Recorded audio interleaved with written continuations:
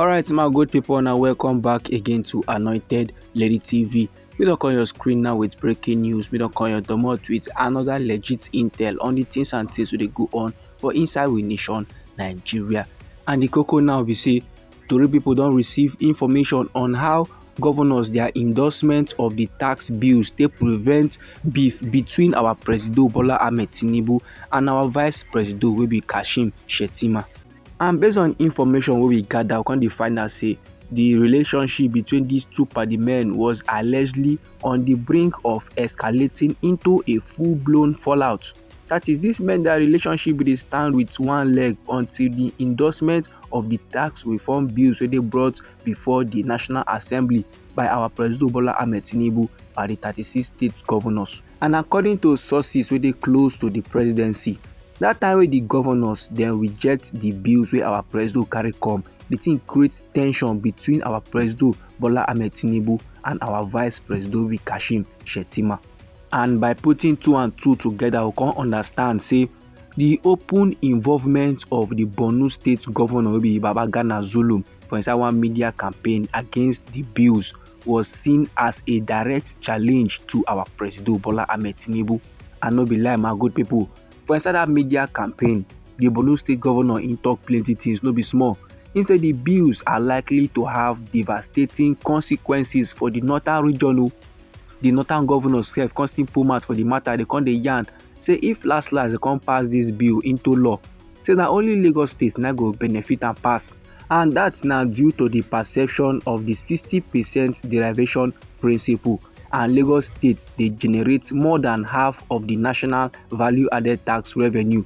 But however, my good people, for inside the reversed version where they endorsed by the governor, the derivation principle they can slash them to 30% instead of 60%. And the speed by which the bills they progress for the legislature, it just they make the Borno State governor they para the more. It na con the yarn say why the rush. After all, the petroleum industry bill, it take about 20 years before they can last pass them into law.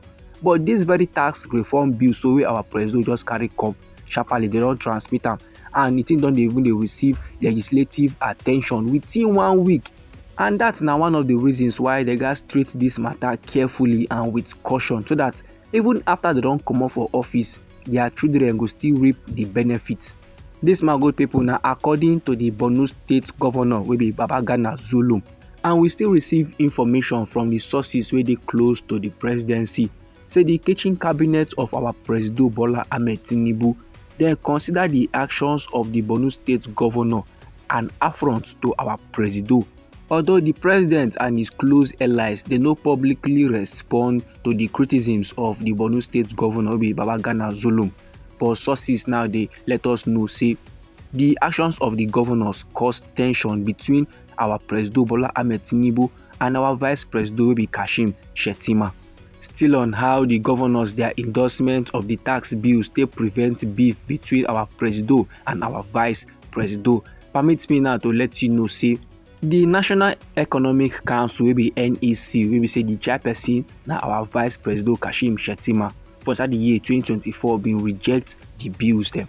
And according to the information we will get from sources where they close to the presidency, country people know the relationship between the Borno State governor and the vice president, just as they know the relationship between the Lagos State governor and our president. The voice of the governor of Lagos State might be taken for that of our President Bola Ahmed Tinubu, who will be say now him be the political godfather of the Lagos State governor.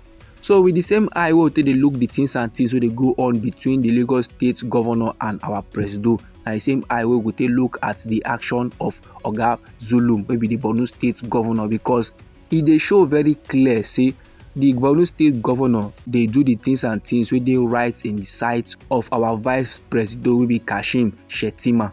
So like this now, it come back as if now the Borno State governor now be the mouthpiece of our vice president. So country people are not far from the truth if they begin call the yarn say this na case of Esau's hand, Jacob's voice. And that's now why the governors on the platform of the Nigeria Governors Forum Congress to go review their initial position on the bills, and they can endorse an amended version of the documents them.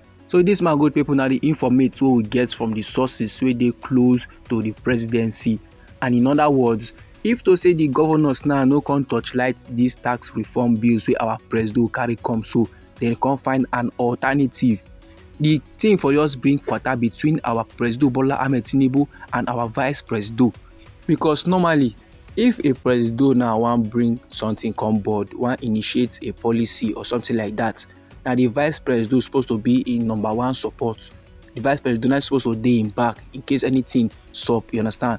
But in this case, the vice presido was not in support, and our presido Bola Ahmed Tinubu no be like person wey ready to back down. Anyhow this informate be you for body my good people, feel free make you drop am inside our comment section. Meanwhile, me still get another legit intel wey dey my table like this wey I need share give the general public. And the koko be say, our presido Bola Ahmed Tinubu don mandate the National Orientation Agency wey be NOA make dem launch a nationwide educational campaign for awareness about the dangers of scooping fuel from falling tankers and the environmental risk wey dey associated with these actions dem. And our presido now dey give this directive while reacting to the fuel tanker explosion wey claim over 80 lives, and e con even leave many people with better injury for inside Dikko Junction for Gurara local government area of Niger State on Saturday. Now we all know say before tanker go fall, e fit be because of bad road, e fit be because of traffic, or e fit be because of incompetent driver, tanker fit just fall, you understand. But e no make sense as a country person, you see tanker fall, wey you for run comot for where that thing for happen, you go dey run dey go based on say you wan go loot fuel. Now if you be country man wey dey like do those kind levels dem, e go good make you hear this information and make you hear am proper. You just be as if you dey carry your life put for your hand as you dey run dey go near that tanker dey go to thief fuel.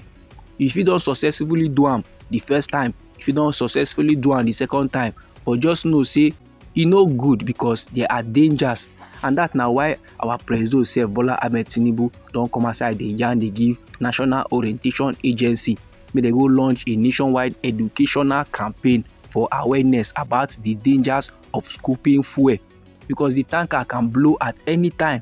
So e go make sense make you think about your future, make you think about yourself, and make you think about the people wey you go leave behind before you begin go dey take those kind risk. This my good people na the informate wey I wan share give the general public. Anyhow the thing be you for body, feel free make you drop am inside our comment section. Now we be Anointed Lady TV. Now we dey like give una legit intel on the things and things wey dey go on for inside we nation Nigeria. So if you like our informate them and you go like to receive more, try make you subscribe to our channel and try make you put on the notification bell, so that as we dey bring more news dey come your way, now you go first get the informate and you go even get the updates sharp. I dey come inside again on that legit intel for you my good people. Try make you no go anywhere.